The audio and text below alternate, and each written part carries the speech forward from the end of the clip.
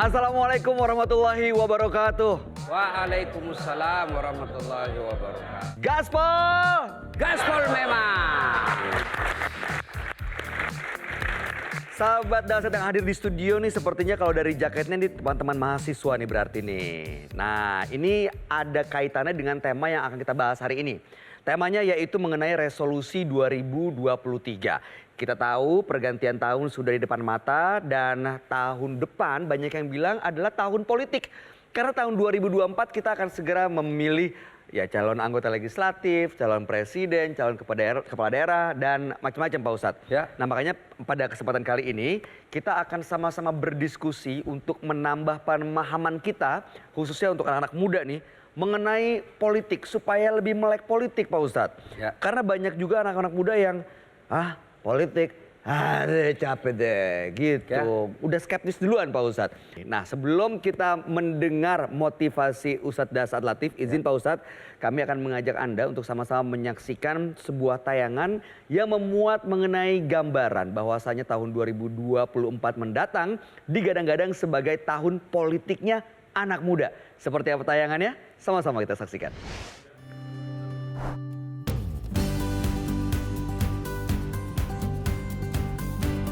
Waktunya yang muda yang bersuara. Memilih seorang pemimpin memang bukan perkara mudah. Butuh kecerdasan dan kepekaan sosial untuk membedakan mana yang betul peduli atau sekedar pencitraan lalu hilang bak ditelan bumi. Pemilu mendatang diprediksi menjadi eranya mahasiswa dan generasi muda, menentukan pemimpin yang amanah dan berdedikasi untuk negara. Pemimpin sangatlah penting. Bahkan dalam kelompok kecil di perjalanan, Rasulullah menganjurkan untuk menunjuk seorang pemimpin, apalagi dalam sebuah negara. Menurut Imam Al-Ghazali, setidaknya 4 kriteria yang harus dimiliki seorang pemimpin adalah najdat atau memiliki cukup kekuatan dan berwibawa, kifayah atau mampu menyelesaikan segala persoalan, waro atau sikap hidupnya apik dan memiliki ilmu pengetahuan. Karena pemilih akan didominasi oleh mahasiswa dan generasi muda, rasanya tidak akan sulit mencari pemimpin yang demikian. Dengan sikap kritis, mereka para pemilih akan melakukan riset sehingga siapapun pemimpinnya nanti, maka itulah yang terbaik. Sikap kritis seperti apa yang diperlukan? Sahabat Dasar dapat menyaksikan pembahasannya dalam Gaspol Resolusi Tahun Baru bersama Dasar Latif. Nah, Pak Ustadz, kan katanya bonus demografi anak-anak muda di Indonesia ini sebagai suatu aset yang sebenarnya bisa menciptakan perubahan. Gimana tanggapan Ustadz? 2024 apakah benar tahun politik anak muda? Ya, berdasarkan data statistik yang mendukung tentang jumlah penduduk Indonesia, memang terbukti bahwa pemilu 2024 masanya anak muda. Itulah sehingga muncul istilah bonus demografi. Tapi tidak ada gunanya ketika anak muda kita anti politik. Anak muda kita apatis, mereka tidak senang politik. Tidak ada gunanya. Mereka tidak sadar bahwa hidup mereka tidak bisa lepas dari politik. Mas Bayu, ini dulu yang perlu diluruskan. Ada stigma di dunia masyarakat kita, politik itu kotor. Saya tersinggung sekali tuh kalau dikatakan politik jahat, politik kotor. Jangan. Kenapa, saya ini dosen ilmu politik. Saya dosen sospol, sosial politik di Universitas Hasanuddin. Tidak mungkin ada fakultas sosial politik kalau politik itu jahat. Yang jahat itu adalah politisinya.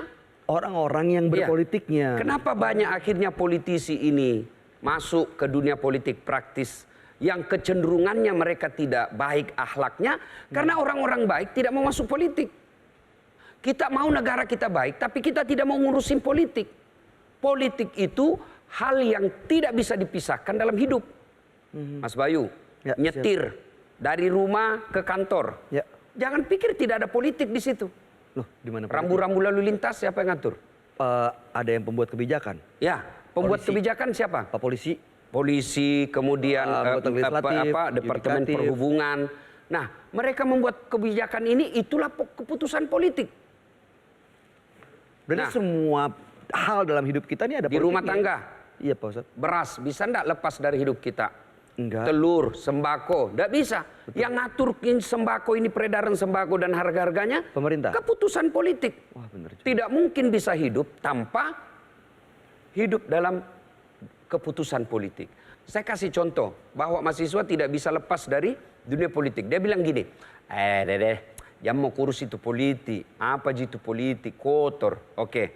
Dia bilang belajar mau saja baik-baik. Akhirnya dia belajar baik. Keluar IP-nya 4,0. Nah, cum laude dong Pak Ustadz. Ya, Sempurna. cum laude. Dengan harapan gampang cari kerja. Oh, ternyata ada kebijakan pemerintah yang membolehkan tenaga kerja asing masuk ke Indonesia.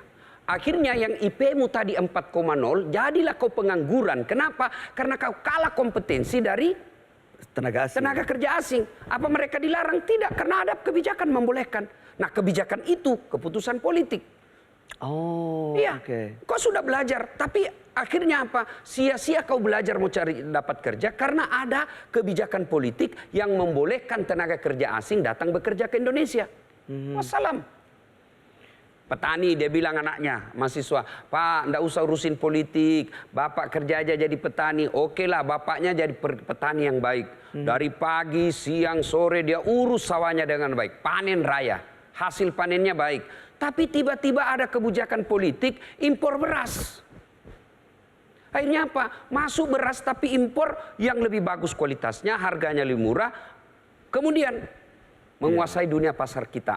Akhirnya apa? Petani yang tadinya kerja dengan baik, berasnya tidak laku. Kalaupun laku di bawah harga. Betul. Ini akibat keputusan politik. Jadi hidup ini tidak bisa lepas dari keputusan politik. Anda mau menikah, dapat jodoh, untuk menikah itu keputusan politik. Di mana politiknya Pak Ustadz? Undang-undang pernikahan. Oh iya benar. Ada Undang-undang aturannya pernikahan mengatur tuh. Kalau kau mau menikah, tidak ada saksi, ya. ya, kamu menikah sembunyi-sembunyi, ada ancamannya. Meskipun Islam membolehkan nikah siri, tapi ada undang-undang pernikahan yang melarangnya, harus ada dideklarasikan, ada izin dari orang tua. Wanita dewasa itu sebenarnya boleh tanpa izin, tapi kalau orang tidak ada izin menurut undang-undang pernikahan itu tidak boleh sekarang. Oke. Untuk menikah itu undang-undang politik, keputusan politik itu. Jadi keliru kalau ada mahasiswa yang apatis dan tidak mau peduli terhadap politik. Pak Ustadz, banyak orang, banyak anak muda yang sebenarnya peduli, mungkin ya sudah ada pemahaman apapun yang kita lakukan di dalam kehidupan sehari-hari itu pasti keputusan politik. Cuma untuk terjun berpolitik itu masih ada keraguan, emang bisa nih, kita kan cuman anak muda, kita kan cuman sebagian kecil, apa didengar, apa bisa melakukan perubahan. Itu yang salah satunya yang bikin mungkin nih, yang setahu saya anak muda jadi ya udahlah yang tua-tua, yang senior-senior lah yang ngatur. Akhirnya yang dipilih ya gitu lagi, dia lagi. Oke. Nah sekarang dia lepas tangan, oke? Sudah. Akhirnya apa? Hidupmu dan masa depanmu ditentukan oleh keputusan politik sekarang. 10, 15 tahun, 20 tahun yang akan datang itu ditentukan oleh keputusan politik sekarang. Ya. Jadi kalau kamu tidak mau melibatkan diri, ya jadi penonton. Saya bilang sama mahasiswa saya, sudahlah, ndak usah kau selalu cita-cita jadi pegawai negeri. Ndak usah kau cita-cita lagi masuk jadi pegawai ASN. Lebih baik kau masuk anggota DPR. Kalau kau anggota DPR, kamu bisa memperbaiki negaramu. Semua konsep-konsep teori yang kau tahu tentang politik, tentang ekonomi, tentang hukum, kamu bisa aplikasikan. Kalau kau cuma teriak-teriak di jalan demo, apalagi sampai hari Jumat, kemudian orang jadi sulit gara-gara kau tutup jalan, dan itu cuma satu-satunya akses untuk cari nafkahnya masyarakat kecil. Yang kau rugikan yang pasti masyarakat kecil. Tapi kalau kamu anggota DPR, nyata kamu punya pendukung. Misalnya kamu masuk parlemen, suaramu 15.000. Itu sudah betul, 15.000. Kamu mewakili yang 15.000 ini. Karena 15.000 yang pilih. Tapi kalau kamu cuma ber-10, ber-15 atas nama rakyat, apa betul atas nama rakyat? Benar enggak kamu atas nama rakyat? Nah, masuk ke anggota DPR kamu ngomong, itu sudah ada ikhtiar.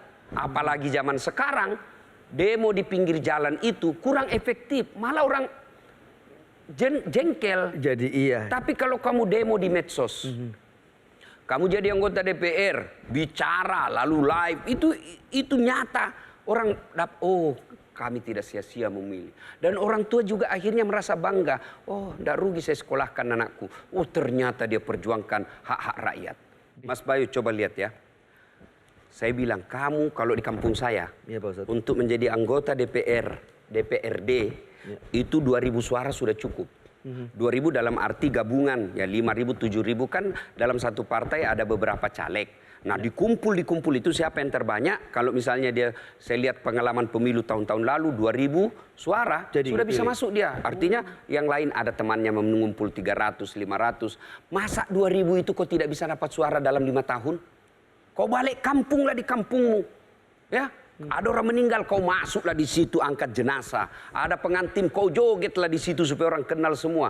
Ada lomba-lomba bola, kau masuklah di situ meskipun kau gelang apakah namanya itu yang menenda-nenda sana situ sana ya. Orang kenal kamu dan kamu menjadi bakti sosial. Kau bantu orang, kau bantu kalau tiada pengantin.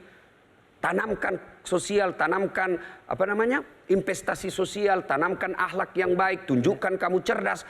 Pencoblosan. Masa sih kamu tidak bisa dapat 5 tahun itu 1.500 tambah teman IKamu, IK SD, IK TK, IK SMA, IK kuliah, mantan pacarmu, susah kalau mantan pacarnya sakit hati, dia sakit hati. Baik, jangan kemana-mana sahabat Dasat, karena sebentar lagi kita akan mendengarkan kembali motivasi dari Ustadz Dasat Latif terkait dengan tema kita, dan sesaat lagi kita akan memberikan polling untuk teman-teman sahabat Dasat yang hadir di studio. Kami akan kembali saat lagi tentunya hanya di Gaspol. Gaspol memang. Mana lebih tinggi Kapolda dengan Wakil Kapolda? Kapolda. Mana lebih tinggi Presiden dan Wakil Presiden? Presiden. Ya, di mana-mana wakil di bawah. Betul. Tapi kenapa anggota DPR kita yang wakil rakyat merasa lebih hebat dari rakyat?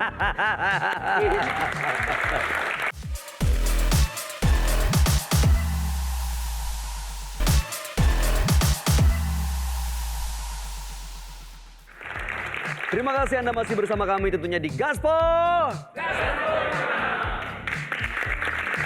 Yang kita bahas pada malam hari ini sangat seru menurut saya. Dan saya yakin semuanya sependapat mengenai resolusi 2023. Yang sesaat lagi kita akan masuk ke pergantian tahun. Di mana tahun politik tahun 2024 sudah di depan mata. Artinya tahun 2023 ini kita harus mempersiapkan diri nih. Jangan sampai kita salah pilihan, ya kan? Nah, sebelum kita lanjutkan, ada pertanyaan buat teman-teman sahabat Dasat yang ada di sini. Silakan keluarkan gadgetnya. Saya mau bertanya nih, kira-kira ya, pemimpin seperti apa sih yang diharapin anak muda di masa depan? Apakah A, pemimpin yang memiliki gagasan? Atau B, pemimpin yang aspiratif? Atau C, pemimpin yang populer?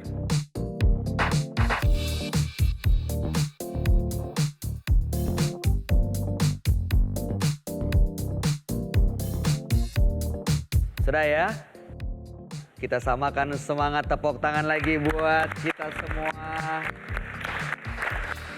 Pak Ustadz, kalau dari 3 pilihan tadi kira-kira yang dipilih anak muda yang mana saat ini? Menurut pandangan Ustadz? Pilihan B. Yang memiliki aspiratif. Aspiratif. Pemimpin yang aspiratif. Aspiratif. Apakah memang sebaiknya itu yang dipilih? Yang ideal? Kalau idealnya sih tiga-tiganya. Harus Gabungan. memiliki gagasan, Ya. harus aspiratif, dan Populer. harus populer, dikenal berarti ya. Kenapa dia harus punya gagasan? Karena kita tidak tahu kau mau bawa kemana kami ini Indonesia. Nah sekarang saya mau pilih pemimpin tapi dia tidak punya ide dan gagasan. Dia mau kemana ini? Mau kabupatennya dia mau bangun. Akhirnya terjadilah apa? Ini kabupaten yang wilayahnya lebih banyak laut, tapi anggarannya minim ke pemberdayaan laut. Saya pernah datang, tidak usah sebut satu kabupaten, saya datang, loh ini mayoritas wilayahnya lebih dari 70% laut. Tapi kok anggarannya kurang untuk pemberdayaan kelautannya. Mestinya kan didorong ke situ, bikin masyarakatnya diajarin menjadi pelaut, menjadi nelayan, bikin memberdayakan sumber daya lautnya. Itu yang disebut dia tahu mau kemana ini. Saya kasih contoh, orang yang tidak jelas tujuannya pasti melelahkan. Mas Bayu, kenapa ketika menuju ke suatu tempat yang belum pernah kita tahu dan belum pernah kita ke sana, pasti capek kan? Betul. Kapan lagi masih lama Karena kita nggak tahu ya Pak Ustadz. Belum tahu tujuan kita. Iya, betul. Tapi coba ketika pulang dari Terasa tujuan lebih itu, dekat loh, Pak Ustadz. dekatnya. Kenapa? Karena kita sudah tahu tujuan kita. Oh, oke. Nah, pemimpin yang tidak punya visi, tidak jelas dia mau kemana, itu pasti melelahkan dia jadi pemimpin. Nah, yang kedua, dia harus aspiratif. Nah, kenapa perlu aspiratif? Karena kadang kita memilih negara kita ini adalah negara demokrasi. Demokrasi itu beda kerajaan, kesultanan, tergantung sultannya.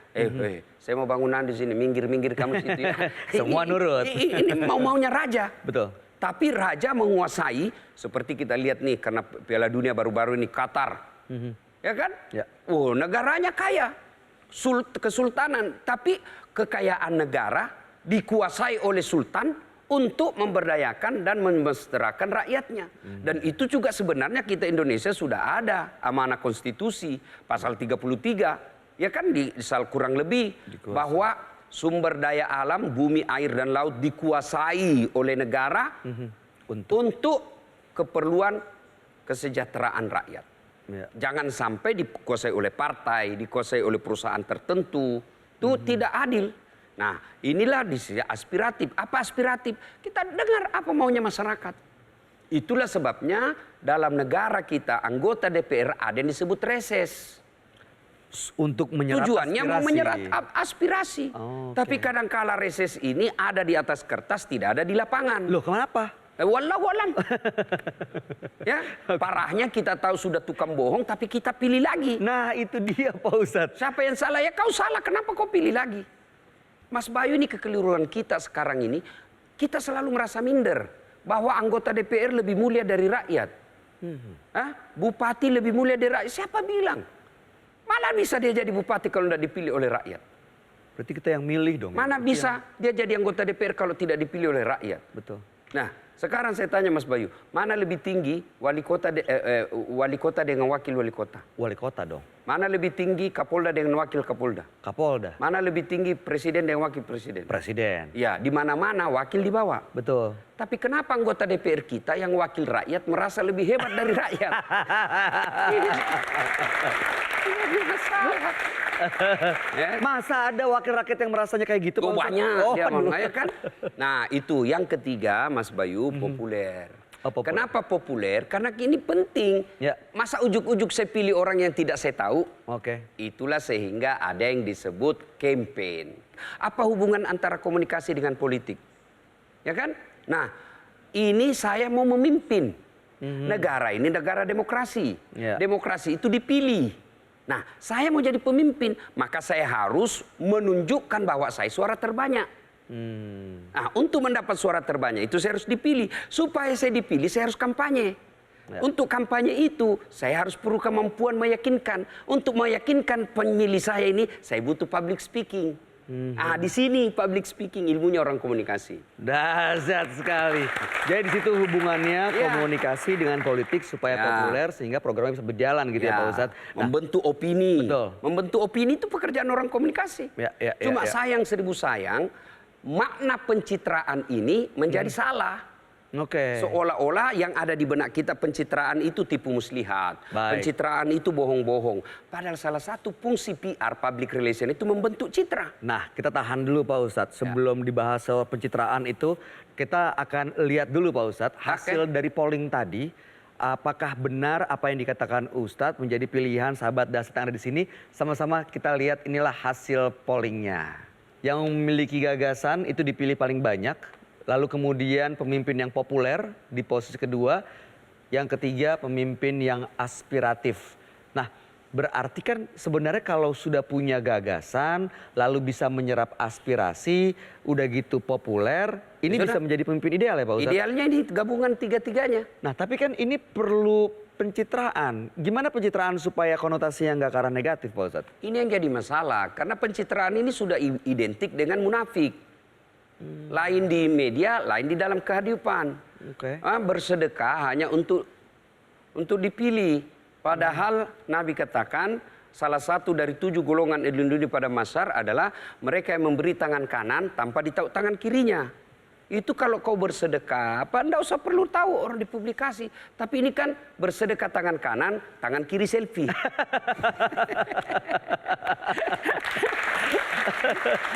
Tapi kan itu kan supaya untuk populer Pak Ustadz. Oke. Bukan ya? Oke, silakan cari popularitas dengan Personal branding. Tidak masalah, itu bagian daripada aktivitas politik. Itu bagian daripada kerja-kerja politik. Tapi jangan tipu-tipu. Bedanya belusukannya pemimpin zaman Nabi dengan belusukan sekarang. Kalau sekarang siapkan kamera, siapkan wartawan, ada pengambilan angelnya dari sini, dari sini. Oh dia dari sini Pak, supaya terkesan dia kuat. Oh itu kan ada tim sore. Oh sore, padahal temannya aja itu. Nah itu tipu-tipu. Kalau belusukan yang benar pada zaman Nabi dan sahabat, Khulafaur Rasyidin, pada saat rakyat tidur, datang mereka. Oh dia dengar malam-malam ada perbincangan. Oh ternyata masyarakat saya lagi mengeluh keputusan saya. Oh ada begini. Umar bin Khattab begitu belusukannya dia datang. Dia lihat Umar bin Khattab belusukan. Dia lihat kenapa ada onta itu gemuk sendiri. Dia cari siapa yang punya ontanya Abdullah. Abdullah siapa? Abdullah bin Umar. Anakku kenapa bisa gemuk sendiri? Presiden waktu panggil. Abdullah jual itu kambingmu, ontamu. Kenapa dia bisa gemuk sendiri? Saya urus sendiri. Enggak mungkin. Kau pasti diperlakukan khusus karena kau dibilang anaknya Umar. Jual itu. Modalnya ambil, lebihnya kasih masuk kas negara. Maka semua penentunya adalah itikat baik. Ya. Kalau itikatnya dapat lambang Garuda, kalau itikatnya dapat kekuasaan, popularitas, pasti mengecewakan. Itulah sebabnya bedanya orientasi akhir, tujuan akhir politik Islam dengan politik yang diajarkan Machiavelli. Politik diajarkan Barat, politik diajarkan Islam itu endingnya, tujuan akhirnya kemaslahatan. Kalau yang diajarkan Machiavelli, politik itu tujuannya apa? Meraih kekuasaan. Itu aja dia tujuannya. Kalau kita Islam, ambil ketua DPR, ambil gubernur, bupati, menteri. Ya. Tujuannya apa? Ciptakan kemaslahatan umat. Dahsyat sekali, siap.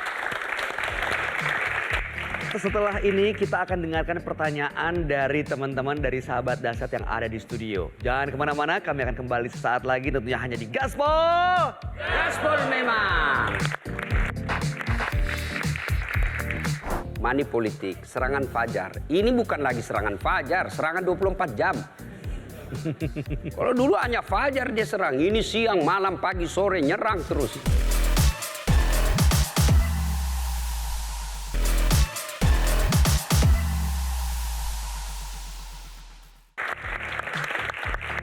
Kembali lagi kita di Gaspol. Gaspol memang. Ustadz, pernah ada satu riwayat nih Pak Ustadz mengenai memilih pemimpin. Jadi dari riwayat Abu Daud dan Abu Hurairah, Rasulullah Shallallahu Alaihi Wasallam bersabda jika ada 3 orang bepergian, hendaknya mereka mengangkat salah seorang di antara mereka menjadi pemimpinnya. Nah, mohon ini penjelasan sebenarnya, dari, Mas Bayu, hadis ini sesungguhnya memberikan informasi ke kita bahwa pemimpin itu sangat penting. Bayangkan Nabi jelaskan, kau jalan saja bertiga, harus ada pemimpinmu. Itulah kelebihan saudara-saudara kita dari Jamaah Tabligh. Mereka kalau pergi jalan pasti ada pemimpin di antara situ. Untuk apa? Untuk mengambil keputusan. Nah, itu baru 3 orang. Gimana kalau sebuah negara? Maka di situ dibutuhkan pemimpin. Maka Al-Quran maupun hadis maupun pendapat-pendapat ulama itu sangat berhati-hati ketika berbicara soal pemimpin. Tapi sebenarnya kriteria pemimpin yang seperti apa sih Pak Ustadz yang disarankan dan dianjurkan dalam Al-Quran? Kalau dalam negara kita ini banyak ayat-ayat Quran berbicara tentang memilih pemimpin. Tapi yang paling dekat dengan yang pembahasan kita ini adalah surah Yusuf ayat 55. Kurang lebih dialah ayat itu Yusuf alaihissalam dia tidak malu bilang pilih saya untuk menjadi bendahara. Ya kan? Dalam ayat itu, kau pilih saya deh untuk jadi bendahara. Kenapa? Karena sesungguhnya saya kuat lagi terpercaya. Kuat lagi terpercaya. Kenapa dia bisa kuat? Satu, kuat karena dia cerdas. Ya, kuat kalau dalam dunia demokrasi ini kuat karena dia dominan. Nah itu terpercaya ini Bayu, orang bisa terpercaya kalau dia amanah, kalau dia jujur, dia akan terpercaya. Tapi kalau dia lain dia kata ketika kampanye, lain dia laksanakan, mana bisa orang lagi terpercaya? Kalau dia sudah tidak percaya orang pasti sudah lemah. Maka modal utama kepemimpinan itu adalah kepercayaan.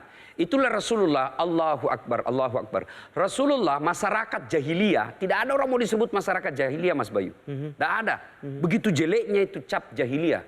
Rasulullah berhasil dalam 23 tahun dari masyarakat jahiliyah menjadi masyarakat madani. Yang orang bule mengatakan civil society. Padahal Nabi tidak punya kabinet. Nabi tidak punya APBN. Nabi tidak punya cukong, Nabi tidak punya tim sukses, Nabi tidak punya partai pengusung. Apa modal utamanya Nabi? Digelari masyarakat Mekah waktu itu sebelum 40 tahun sebagai Al-Amin. Yang dipercaya. Jadi kalau adik-adik sekalian nih, kamu besok mau jadi bupati, mau jadi anggota DPR, mau jadi politisi handal, modal utamamu terpercaya. Dahsyat sekali. Baik, seperti yang sudah kami janjikan tadi, sekarang kesempatannya buat sahabat Dahsyat yang ada di studio untuk bertanya. Silakan yang mau bertanya, boleh angkat tangannya. Assalamualaikum Ustadz. Bagaimana caranya kita membedakan pemimpin yang hanya pencitraan dengan pemimpin yang benar-benar visioner Ustadz? Karena bagaimanapun pencitraan itu bagian dari komunikasi politik untuk meningkatkan elektabilitas dan sebagainya macamnya gitu. Begitu Ustadz pertanyaan. Pinter sekali pertanyaannya. Mas Bayu. Sama-sama Oktara nih emang namanya. Ya. Mas Bayu, kita dalam disiplin ilmu komunikasi, mungkin juga psikologi belajar soal itu, yaitu body language. Bahasa tubuh. Bahasa tubuh. Ya. Orang biasanya dari bahasa tubuh bisa dinilai, oh ini senyumnya senyum pencitraan, ini senyumnya senyum tidak ikhlas. Itu bisa dilihat tuh bahasa tubuh. Nah, kemudian kalau dalam proses politik itulah gunanya ada kampanye dan salah satu kampanye ada debat. Cuma debat publik kita ini kadang-kala oke, silahkan menjawab waktu 1 menit. Apa yang mau saya jawab 1 menit? Hanya habis waktu. Bisa. Jadi debat itu hanya basa-basi.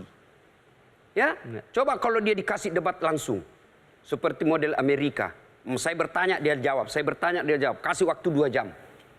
Tapi kan tidak, ini diatur, ini anunya pemandu debatnya. Jadi ya yang terlihatan adalah tidak kelihatan kualitas dirinya. Saya malah melihat kampanye itu kurang efektif dalam mempengaruhi situasi politik, terutama rakyat di bawah, rakyat pada umumnya. Karena dia sudah, yang datang kampanye, peserta kampanye itu adalah orang-orang yang sudah nyata mendukung si A, ya kan? Yang hebat itu kalau dia pendukung si A, dengan dia dengar kampanye, dia merubah pilihan menjadi B. Oke. Itu yang parahnya lagi, ASN. Anda setuju atau tidak, ASN ini adalah salah satu klaster penduduk kita yang cerdas, ya, yang punya kualifikasi pendidikan yang baik. Tapi kan tidak boleh dia hadir dalam kampanye. Dia bagaimana caranya dia mau tahu kalau dia dilarang, visi misi dia tidak dengar. Nah ini semua menjadi pekerjaan politik buat kita semua, adik-adik remaja. Kalau kau tidak setuju dengan gini, bukan dengan ribut, tapi kau masuk di dunia parlemen, kau masuk di dunia anggota DPR. Kau memperbaiki negaramu dengan apa? Merevisi kembali yang kamu anggap ini tidak cocok untuk perkembangan Republik Indonesia. Dahsyat sekali. Mudah-mudahan kita akan bisa melihat nih calon-calon pemimpin di masa yang akan datang di ruangan ini nih. Silakan kalau begitu. Ya, mau bertanya? Tadi pertanyaan sudah cukup terjawab? Oke, berikutnya ada lagi mau nanya? Baik. Assalamualaikum Ustadz. Waalaikumsalam. Ya, begini, sebagaimana yang kita ketahui ataupun kita sering temui, ketika menjelang pemilu itu kan ada yang biasanya dinamakan dengan serangan fajar ataupun money politik. Nah, pertanyaan saya, apakah hukumnya jika kita menerima serangan fajar atau money politik itu kan berupa uang ataupun barang apapun. Jika kita menerima hal tersebut, akan tapi kita tidak mencoblos pencalon yang memberikan money politik itu. Ya. Jadi Oke. uangnya lo terima tapi coblosnya lo yang Iya, lain. benar. Oh Ya, gitu. seperti itu, Gimana, Pak Ustadz? Ini yang sangat merusak negara kita. Sistem demokrasi, money politik, serangan fajar. Ini bukan lagi serangan fajar, serangan 24 jam. Kalau dulu hanya fajar dia serang, ini siang, malam, pagi, sore nyerang terus. Nah ini sudah merusak karena sudah memainkan main politik. Itulah sebabnya money politik dalam Islam itu haram. Tak boleh. Apalagi ada yang bilang begini, apa itu? Ambil duitnya, tolak maksudnya. Jangan sampai deh adik-adik kalian ini yang masih segar-segar otaknya, masa depan bangsa ada di pundak kalian. Waduh, bicara soal anak muda, ini bangsa tidak boleh, tidak bisa dilepaskan dari anak muda. Sumpah Pemuda itu deh, kamu tahu itu Sumpah Pemuda. Ya, belum merdeka kita, belum ada pesawat bos, belum ada medsos. Anak yang datang ke Batavia, Jong Ambon, Jong Celebes, Jong Sumatera, itu datang mereka ke sini. Coba bayangkan, usia belasan tahun dan mereka sudah menyadari dan menelurkan sebuah keputusan yang sangat luar biasa. Sumpah Pemuda, usianya belasan tahun. Sekarang kita anak muda kita usia 25-30 masih pengangguran, mainnya game online. Kemana bangsa ini kamu mau bawa? Padahal kalian adalah pemilik masa depan 20, 30, 40 tahun yang akan datang. Yang sekarang menjabat generasi tanda seru. Artinya sudahlah sedikit lagi kan sunnatullahnya pasti dia gugur. Mau hebat apapun sunnatullahnya pasti termakan oleh waktu, tergilas oleh zaman. Kalian dah ini. Mau lihat, saya masih ingat selalu istilahnya Zainuddin Nursaid, almarhum guru kita.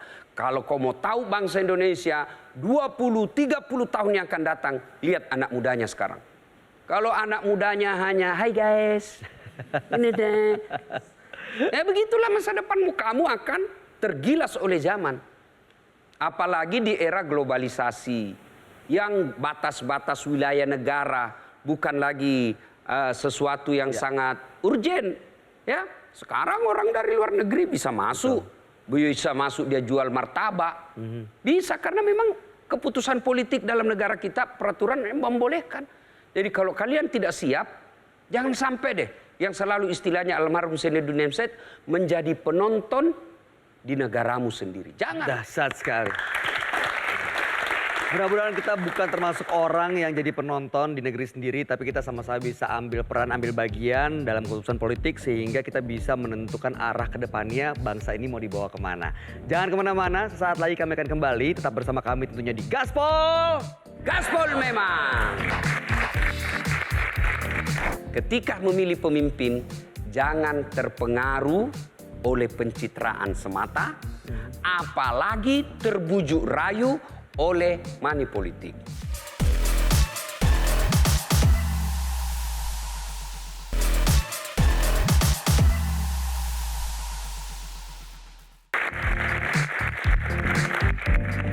Sahabat Dasar dimanapun Anda berada, malam hari ini kita tengah membahas tema mengenai resolusi 2023. Dari apatis menjadi optimis.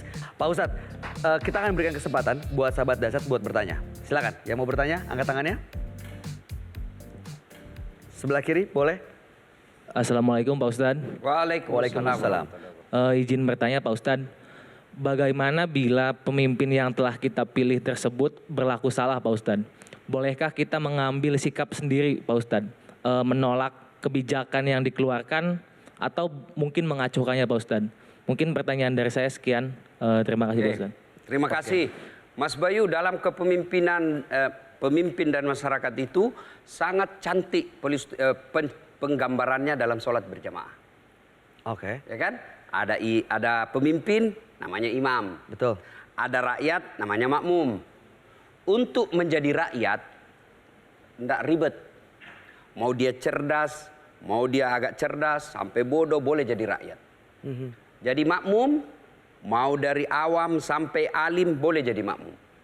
Tapi jadi imam tidak boleh. Hati-hati, ada syarat-syaratnya. Satu syaratnya dia harus kuat hafalannya, bagus bacaannya. Sama-sama bagus bacaannya, kita lihat lagi siapa yang paling tua di situ. Sama-sama paling tua, kita lihat lagi siapa yang paling senior dan paling lama tinggal di kampung itu. Nah, sekarang pertanyaannya, bagaimana kalau saya salah melihat kesalahan pemimpin? Berdasarkan cara-cara dalam sholat jamaah, ketika imam salah, mestinya dia ruku tapi dia langsung sujud. Nah, itu gimana Kan? tuh Pak Ustadz? Gimana caranya? Nggak boleh bayu tendang. Weh, salah Pak Imam. Salah, itu anarkis. Maka yang menegur mengucapkan subhanallah. Tapi diatur siapa ketika imam salah, saya tidak boleh katakan Pak Imam salah, tapi saya memuji Allah. Subhanallah, maha suci Allah. Tapi tidak semua di dalam ini berteriak subhanallah, bingung imam. Teriak sana, teriak ini. Apa ini? Bingung. Lalu siapa yang teriak? Saya kasih praktek Mas Bayu. Ya. Nah, sini. Saya jadi imam. Nah, maka kan ada juga di belakang saya sini. Betul. Ada juga di sini. Ya. Tapi yang pas adalah belakang kanan. Mas Bayu. Sisi belakang kanan. Ya, Oke. Mas Bayu ini ibaratnya wakil. Siapa di sini wakil ini? Dialah anggota DPR. Jadi ketika pemimpin salah, ini yang harus berbicara anggota DPR. Tapi kadang-kadang anggota DPR diam. Ketika pencalekan, kita memilih calon rakyat. Wakil rakyat yang kita pilih. Kita ingin menjadi mencoblos wakil rakyat. Tapi mereka setelah menjadi anggota DPR, dia tidak menjadi wakil rakyat, tapi menjadi wakil partai. Saya anggota partai tertentu. Lalu saya mengeritik penguasa padahal saya pengusung. Itu pasti saya di resapel. Apa istilahnya? PAU, Pergantian Pak Ustadz. antar waktu. Ini yang jadi masalah. Ya, belum lagi kalau dia tidur, datang tidur. Coba bayangkan apa itu, ada salah satu ini, setiap sidang, sedikit saja yang datang. Itulah dia bilang Iwan Fals. Saudara dipilih bukan di lotre, meski kami tak kenal siapa saudara. Itu Iwan Fals bilang begitu. Maka berteriaklah, jangan tidur ketika rapat. Suaranya setuju. Nah, kita sebagai rakyat bisa. Apa yang kita dalam dunia demokrasi boleh. Bagaimana caranya? Tindakan pertama, kita layangkan surat protes. Ada namanya class action. Masyarakat. Ya, kita gugat. Kemana? Ya, ke lembaga yang mengurusi undang-undang. Kewajiban kita hanya tegur. Jangan kau langsung tiba-tiba pergi menikam. Wah, tidak salah. Tidak boleh melakukan kekerasan. Baik secara kekerasan fisik, memukul, menarik, menjambak, ataupun kekerasan lisan. Jangan ada hate speech, tapi yang ada adalah love speech. Love speech. Lah, Jangan luar biasa. kebencian, ya kan? Cinta, jangan Cinta. ucapan kebencian, tapi ucapan cinta. Iya, Nah, jadi kemudian ketika dia salah itu, aturannya adalah kita melakukan teguran secara konstitusi. Sekarang alhamdulillah ada namanya medsos. Kita bisa viralkan. boleh nggak tuh Pak Ustadz? Ibu boleh. Itu bagian daripada dunia demokrasi. Check Kalau and dulu balance orang bilang ada 3 pilar demokrasi. Ya. Itu legislatif, eksekutif, yudikatif. Sekarang ada 4. Satu lagi? Media sosial. Waduh, dahsyat sekali.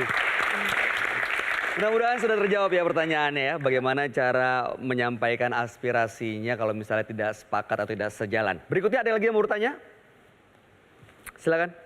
Assalamualaikum Pak Ustadz. Di sini saya ingin bertanya, bila dalam zaman Nabi dan Khulafaur Rasyidin, itu kan kita mudah menentukan apakah pemimpin tersebut amanah atau tidaknya gitu. Karena keteladanan itu bisa kita saksikan secara langsung. Tapi ketika sekarang ini zaman telah semakin modern, semakin maju, mungkin agak sulit bagi kita, terutama mahasiswa, untuk menilai apakah pemimpin tersebut amanah atau tidaknya Pak Ustadz. Mungkin dari Pak Ustadz adakah jawaban yang bisa diberikan untuk kita semua supaya bisa memilih pemimpin tersebut amanah atau tidaknya Ustadz. Terima kasih. Satu, Mantap. Adek ya, gunakan jaringan. Jaringan. Misalnya, saya mau tahu siapa Mas Bayu. Jangan saya tanya, Mas Bayu bagaimana sifatmu? Pasti pencitraan. Oh, saya jujur. Saya jawab yang baik, Saya pasti. cerdas. Tidak. Tapi gimana? Lihat temannya.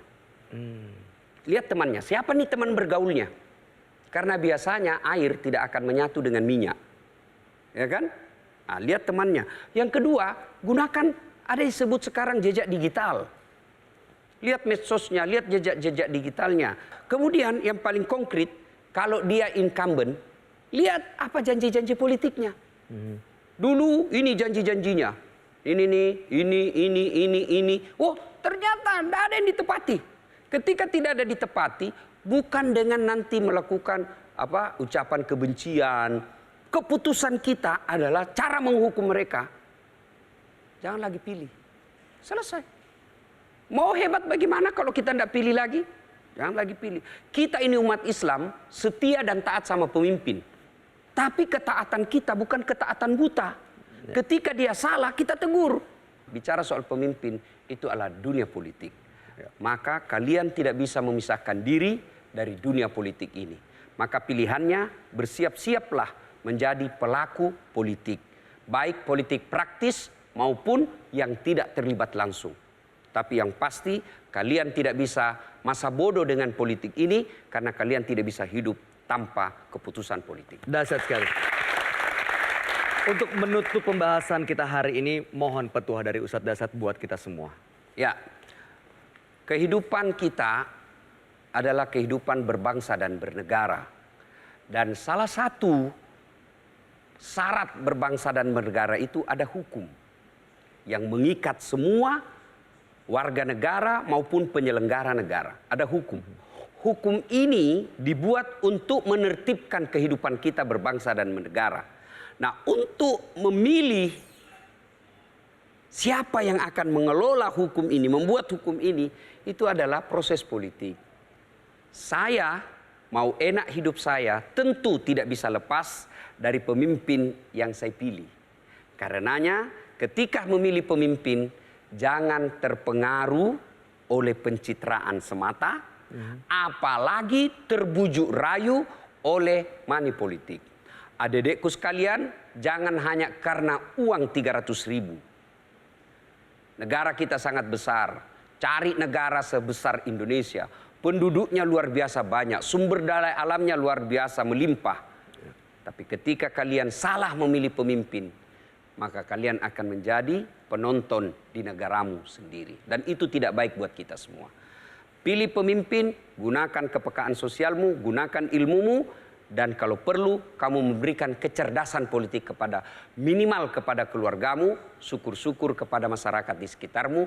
Itulah gunanya kalian belajar dalam dunia pendidikan, yaitu kampus kalian masing-masing. Belajar, belajar, dan belajar.